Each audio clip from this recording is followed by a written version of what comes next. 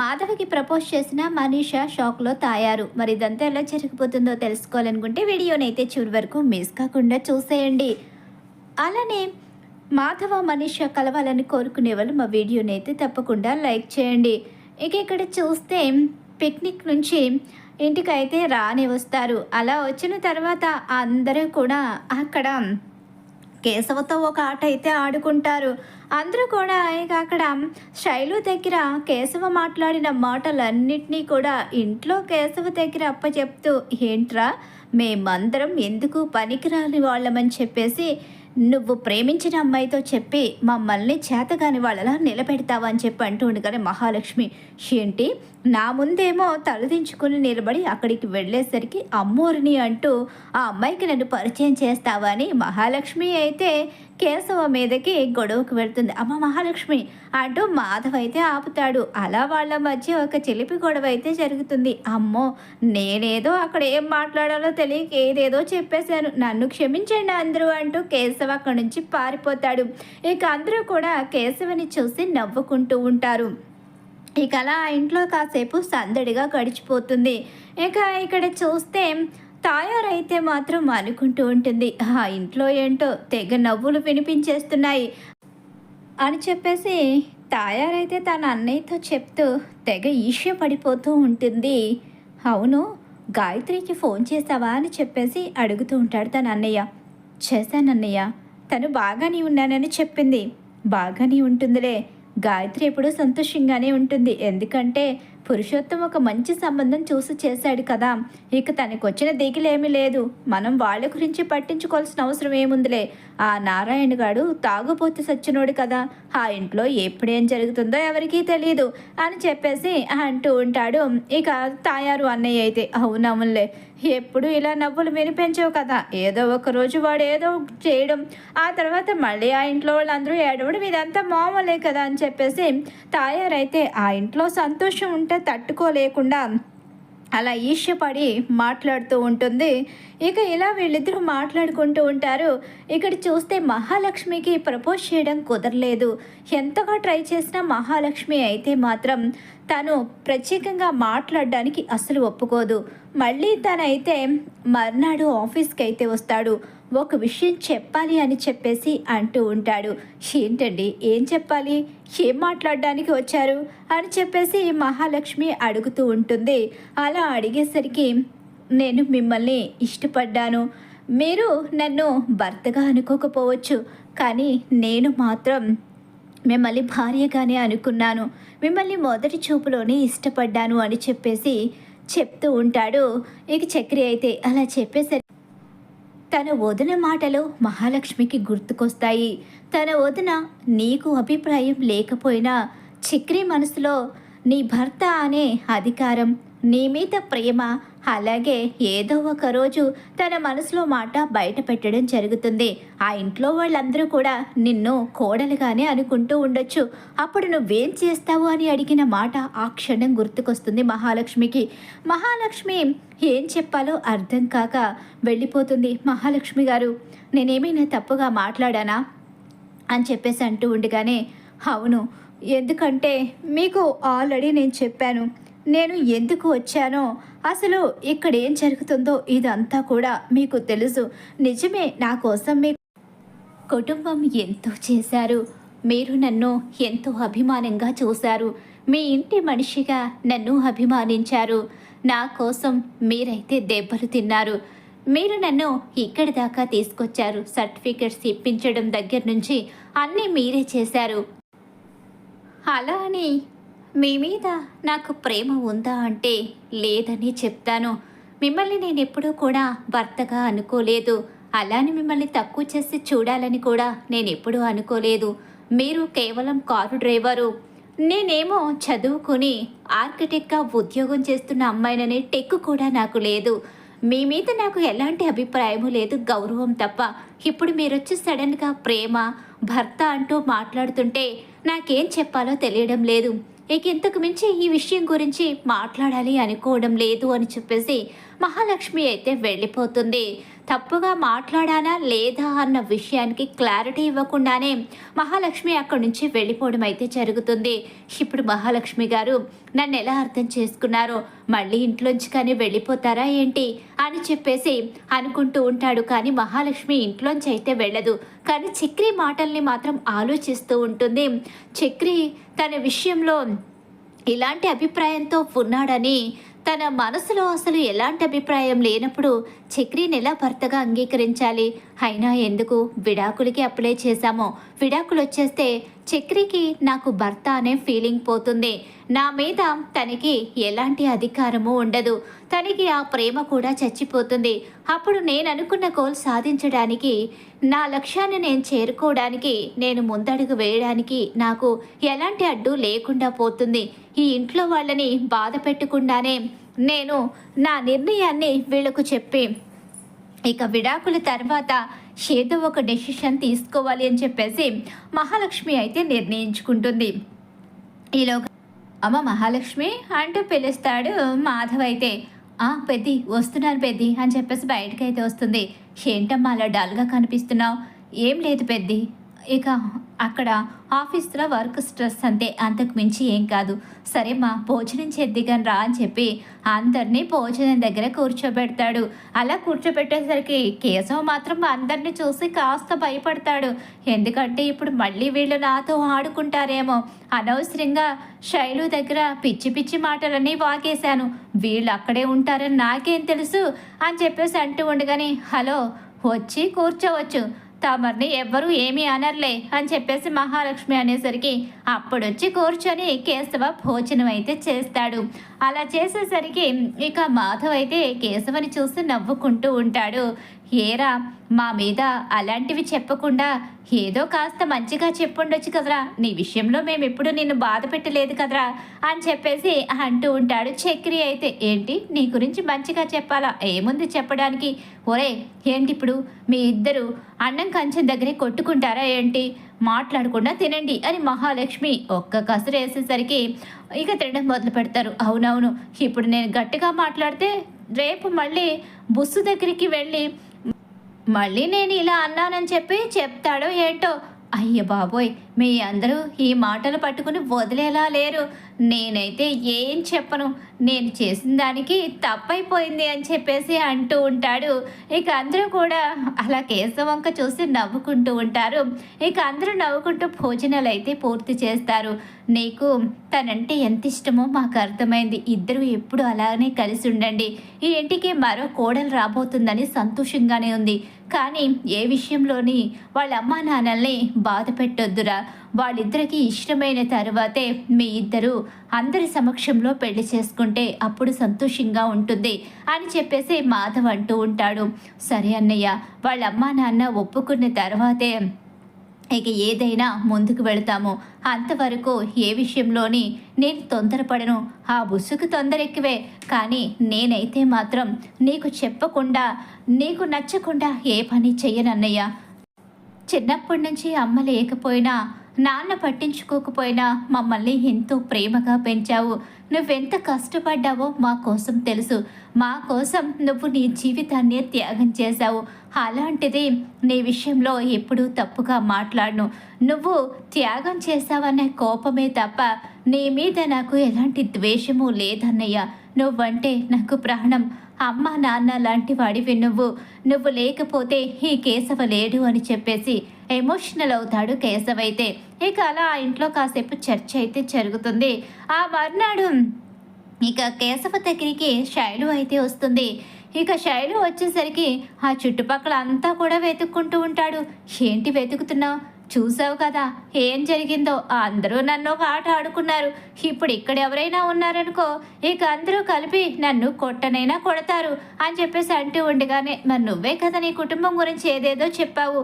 అమ్మో నేనేం చెప్పలేదు, నా వాళ్ళందరూ మంచి వాళ్ళే. అలా వాళ్ళు చెప్పమన్నారా ఏంటి? లేదు, నా వాళ్ళందరూ మంచి వాళ్ళే. మేము ఒకరి కోసం ఒకరు బ్రతుకుతున్నాము. మాకంటూ ఎవరూ లేరు. మాకు ఉన్న పెద్ద దిక్కు మా నాన్న. ఇక మేము అన్నదమ్ములం నలుగురం కూడా ఒకరంటే ఒకరికి ఎంతో ఇష్టం. నిజమే, చక్రిగాడు నేను ఎప్పుడూ కొట్టుకుంటూ ఉంటాం. కష్టం వచ్చిందంటే ఒకరికొకరు తోడుగా నిలబడతాం. కన్నా ఉన్నాడంటే మా అందరికీ చిన్న పిల్లవాడు. వాడంటే మా అందరికీ చాలా ఇష్టం. మా అన్నయ్య అంటే మా అందరికీ ఎంతో గౌరవం. అలా మా కుటుంబంలో చిన్న చిన్న గొడవలు వచ్చినా కానీ ఎప్పుడు విడిపోయే పరిస్థితి రాలేదు. కుటుంబం అంటే నాకు ఎంతో ఇష్టం. అలాగే మహాలక్ష్మి గారంటే మాకు గౌరవం. మా ఇంటి దేవత ఆవిడని చెప్పేసి చెప్తూ ఉంటాడు. ఇక కేశవైతే, చెప్పావులే, నీ కుటుంబం గురించి చాలా గొప్పగా చెప్తున్నావు. అవును, మరి నీ కుటుంబంలో లేని గొప్ప నా కుటుంబం గురించి చెప్తుంటే నీకు నచ్చదులే. ఏంటి ఇప్పుడు మా వాళ్ళ గురించి మాట్లాడుతున్నావు ఏంటి? ఇప్పుడు ఏంటి మీ ఇద్దరు కలిసి మీ వాళ్ళ గురించి గొడవలు పడతారా ఏంటి? విడిపోతారా ఏంటి? అమ్మో, నేను వదిలేను. నేనైతే మాత్రం ఈ ముంగీస్ని వదిలి బ్రతకలేను బాబాయ్. ఆ కుటుంబాల మాట తర్వాత, నేను మాత్రం ముంగీస్తూనే ఉంటాను. ఏమైనా సరే, మా వాళ్ళు ఏం చేసినా సరే అని చెప్పేసి ఇక శైలు అయితే తనని పట్టుకొని మాట్లాడుతూ ఉంటుంది. ఇక్కడ చూస్తే మాధవ బిల్డింగ్ పని చేస్తూ ఉన్న సమయంలోనే మనీషా అక్కడికైతే వస్తుంది. మనీషా హిందీలో అయితే ఏం చేస్తున్నారు, ఎలా ఉన్నారు అంటూ మాట్లాడుతూ ఉంటుంది. హిందీలో ఏదేదో చిన్న చిన్న సమాధానాలు చెప్తూ ఉంటాడు. కానీ మాధవకి మనీషా మాట, మనీషాకి మాధవ్ మాట పెద్దగా అర్థం కావు. మయంగా ట్రాన్స్లేషన్ చేస్తూ ఉంటాడు ఇక మనీషా వాళ్ళ అన్నయ్య అయితే. అలా మాధవని చూసి మనీషా చాలా మురిసిపోతూ ఉంటుంది. మనీషా మాధవ కోసం తన అన్నయ్య దగ్గర నెమ్మదిగా తెలుగు నేర్చుకోవడం మొదలు పెడుతుంది. మనీషా మాటలు అర్థం కాని మాధవ అయితే మాత్రం నెల రోజుల్లో హిందీ నేర్చుకోవాలి ఎలాగైనా అని చెప్పి అనుకుంటాడు కదా. అదేవిధంగా మాధవ హిందీ నేర్చుకోవడం మొదలు పెడతాడు. హిందీ బుక్ మాధవ చేతిలో చూసిన మహాలక్ష్మి కన్నా మాధవని ఆట పట్టిస్తారు. ఏంటి పెద్ది, కొత్తగా మనీషా కోసం హిందీ నేర్చుకుంటున్నారేంటి? అదేం లేదమ్మా, మనీషా వచ్చినప్పుడల్లా తను ఏదేదో మాట్లాడుతుంది. తన మాటలు నాకు అర్థం కావడం లేదు, అందుకనే హిందీ నేర్చుకుంటున్నాను అన్నా. ఏదో తేడాగా ఉంది, నోరు మీరా. ఏం లేదమ్మా, అదేమీ లేదు అని చెప్పేసి ఇక అక్కడి నుంచి మాధవ వెళ్ళిపోతాడు. ఏంట్రా, ఏదో తేడాగా ఉందే పెద్దిలోని, ఏమో చూద్దాం ఏం జరుగుతుందో, అంతా మన మంచికేనేమో అని చెప్పేసి కన్నా అంటూ ఉంటాడు. అలా మనీషా మాధవ మధ్య పరిచయం బాగా పెరుగుతుంది. రోజు మనీషా మాధవ కోసం ఫుడ్ వండి తీసుకురావడం, రోజు ఫోన్ చేసి మాట్లాడడం, ఏం చేస్తున్నారు ఏంటి అంటూ ఒకరికొకరు, ఒకరి కోసం ఒకరు, ఒకరి భాష ఒకరు నేర్చుకుంటూ ఉండడం, చిన్న చిన్న తెలుగు పదాలు మాట్లాడుతూ ఉంటే మాధవ సరిచేస్తూ హ్యాపీగా ఫీల్ అవుతూ ఉంటాడు. ఒకరోజు సడన్గా మనీషా అయితే మాధవ ఇంటికైతే వస్తుంది. అలా వచ్చేసరికి మనీషాని రమ్మని లోపలికి పిలుస్తాడు. కూర్చుంటుంది. మనీషా మాధవ పని చేస్తూ ఉంటే మాధవ దగ్గరికి వస్తుంది. వచ్చి నేను సాయం చేస్తానని చెప్పి అంటూ ఉంటుంది. లేదు మనీషా, నువ్వు వెళ్ళి కూర్చో, నేను నీకు కాఫీ తీసుకొస్తానని చెప్పేసి అంటూ ఉంటాడు. ఈలోగానే కాఫీ తీసుకొచ్చి మనీషాకైతే ఇస్తాడు. బహుత్ అచ్చా హై అని చెప్పేసి హిందీలో చాలా బాగుందని చెప్పేసి సమాధానం అయితే ఇస్తుంది ఇక మనీషా అయితే.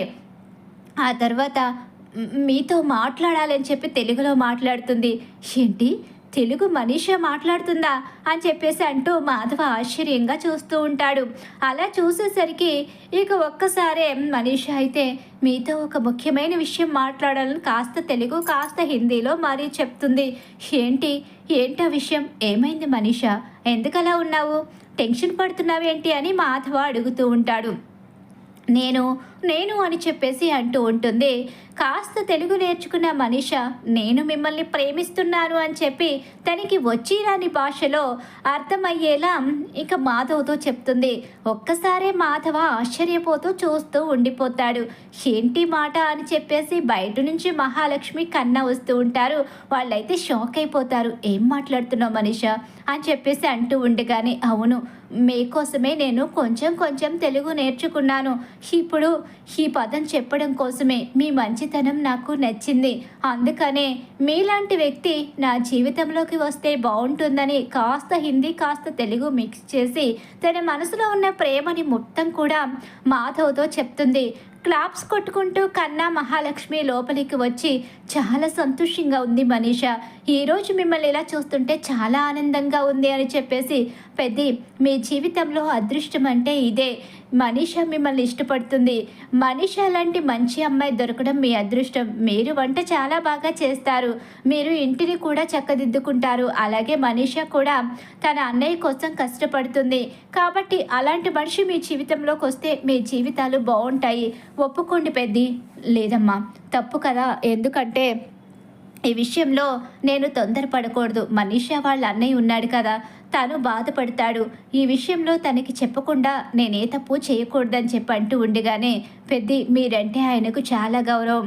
మేము చాలాసార్లు గమనించాం. అవునన్నయ్య, తనకి నువ్వంటే చాలా గౌరవం. నువ్వు ఇంటికి ఎప్పుడైనా చిన్న చిన్న పనులు చేయమని పిలిచినప్పుడు నీకోసం ఎంతో అభిమానంగా వచ్చి ఈ ఇంట్లో పని చేసి ఎప్పుడూ డబ్బులు కూడా తీసుకోలేదు. నిజంగా నువ్వు తన చెల్లెల్ని పెళ్లి చేసుకుంటాను అంటే తను చాలా హ్యాపీగా ఫీల్ అవుతాడని చెప్పేసి కన్నా చెప్తాడు. అవును, మా అన్నయ్యకి మీరంటే చాలా గౌరవం. మీ గురించి ఎప్పుడూ కూడా చెప్తూ బాధపడుతూ ఉంటాడు అని చెప్పేసి అంటూ ఉంటుంది మనీష. అలా మనీష ప్రేమని మాధవ అంగీకరిస్తాడు. అలా మాధవ అంగీకరించేసరికి ఆ కుటుంబం చాలా హ్యాపీగా ఫీల్ అవుతుంది. ఎప్పుడైతే మాధవ జీవితంలో అమ్మాయి రాబోతుందని తెలుసుకున్న తర్వాత ఇక అలా మనీషాని నేను ఇంటి దగ్గర తీసుకువెళ్ళి దింపేసి వస్తానని చెప్పేసి మాధవ అయితే మనీషాతో కలిసి బయటికి అయితే వెళ్తాడు. ఇక్కడ ఇక మాధవ విషయంలో కన్నా మహాలక్ష్మి చాలా హ్యాపీగా ఫీల్ అవుతారు. అలాగే చక్రి కేశవ వచ్చిన తర్వాత మాధవ మనీషాల ప్రేమ గురించి చెప్పేసరికి చాలా సంతోషంగా ఉంది. ఈరోజు నిజంగా మన ఇంట్లో పండగ రోజే. మా అన్నయ్య జీవితంలోకి ఒక అమ్మాయి రావాలని ఎన్నో కలలు కంటున్నాం. తను అతి మంచితనం కారణంగా గాయత్రి జీవితాన్ని ఇంకొక అతనికి త్యాగం చేసి తను అలా మిగిలిపోయాడు. ఇప్పుడు తన మనసులోకి ఇంకొక అమ్మాయి వచ్చింది. నిజంగా ఈరోజు చాలా హ్యాపీగా ఉందని కేశవ చక్రి ఇద్దరూ కూడా చాలా సంతోషపడతారు. ఈ విషయం తెలుసుకుని బయటికి వెళ్ళిన తర్వాత అక్కడి నుంచి వెళ్ళిపోతూ వచ్చి ఒక్కసారే మాధవని హగ్ చేసుకుని మరోసారి ఐ లవ్ యూ చెప్తుంది మనీష. అక్కడే గాయత్రి వాళ్ళమ్మ తాయారు ఉంటుంది. అలా ఉండి మనీష వచ్చి మాధవ్ని హగ్ చేసుకోవడం చూసి షోక్ అయిపోయి చూస్తూ ఉండిపోతుంది. ఇక ఏంటి, వీడిని ఈ అమ్మాయి లవ్ చేస్తుందా, ఐ లవ్ యూ చెప్తుంది అంటే వీడిప్పుడు ఈ అమ్మాయిని పెళ్లి చేసుకోబోతున్నాడా అని చెప్పేసి చాలా షాకింగ్గా చూస్తూ ఉండిపోతుంది తాయారైతే. మనీష ఏంటిది, నాకు ఇలాంటివన్నీ లేదు. మీరంటే నాకు చాలా ఇష్టం. మీ మంచితనం అంటే నాకు గౌరవం అని చెప్పేసి హిందీలో చెప్తూ సిగ్గుపడుతూ అక్కడి నుంచి అయితే వెళ్ళిపోతుంది. ఇక బాయ్ చెప్తూ మనీష అయితే అదంతా చూసిన తాయారు మాత్రం ఆ కుటుంబంలో నుండి అసలు ఎలాంటి ఆడపిల్ల రాకూడదు అనుకుంటే మహాలక్ష్మి రానే వచ్చింది. ఇప్పుడు చూస్తే మళ్ళీ మాధవకి అక్కడ మనీష ఐ లవ్ యూ చెప్పడం చూసి షాక్ అయిపోయి ఉండిపోతుంది.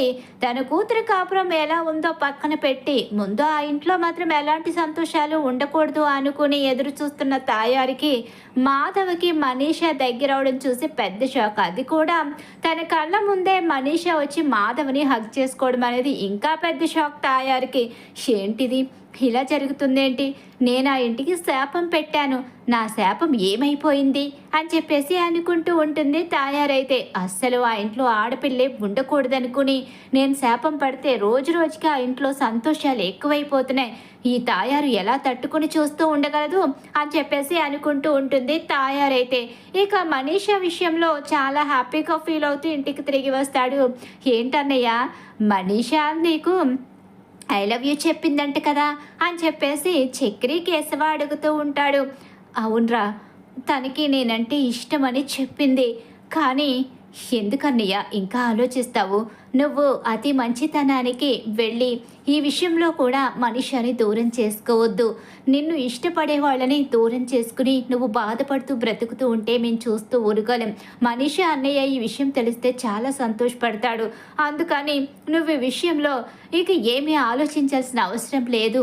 మనీషని మా వదిన్ని చెయ్యన్నయ్య అని చెప్పేసి ఇక మాధవని ఆట పట్టిస్తూ ఉంటాడు. ఏంటి, పెద్దోడికి కూడా లైన్ క్లియర్ అయినట్టుంది. అంటే నా ఇంటికి మరో కోడలు వచ్చేస్తుంది అని చెప్పేసి నారాయణ సంబరపడిపోతూ ఉంటాడు. ఇక బయట కూర్చొని నేను కోరుకున్న కోరికలు వరుసగా నెరవేరుతున్నాయి. అయినా ఇదంతా మా అమ్మ అడుగుపెట్టిన వేళ విశేషం. మా అమ్మ మహాలక్ష్మి మా ఇంట్లో అడుగు పెట్టేసరికి ఇక పెద్దవాడికి పెళ్ళవడానికి సిద్ధంగా ఉంది. ఇప్పుడు చిన్నవాడు కూడా ఒక అమ్మాయిని ప్రేమించాడు కాబట్టి ఇక త్వరలోనే మా ఇల్లు కలకలలాడిపోతుంది. ఈ నారాయణకి 3 కూతుళ్ళు అనమాట అని చెప్పేసి తెగ సంబరపడిపోతూ ఉంటాడు నారాయణ. అలా మనీష మాధవుల మధ్య ప్రేమ మొదలవుతుంది. తాయారికి మాత్రం ఊహించని షాక్ అయితే ఎదురవుతుంది ఆ కుటుంబంలో కోడళ్ళు అడుగు పెట్టడంతో. మరి ఖచ్చితంగా రాబోయే కథలో ఇలా అయితే జరిగిపోతుంది. ఇలానే జరగాలి. మాధవ మనీష అలాగే మహాలక్ష్మి చక్రి కలవాలని కోరుకునే వాళ్ళు వెంటనే మా వీడియోనైతే లైక్ చేయండి. మీరిచ్చే ఒక్క లైక్ సపోర్ట్ అండి ఎంకరేజ్మెంట్గా ఉంటుంది.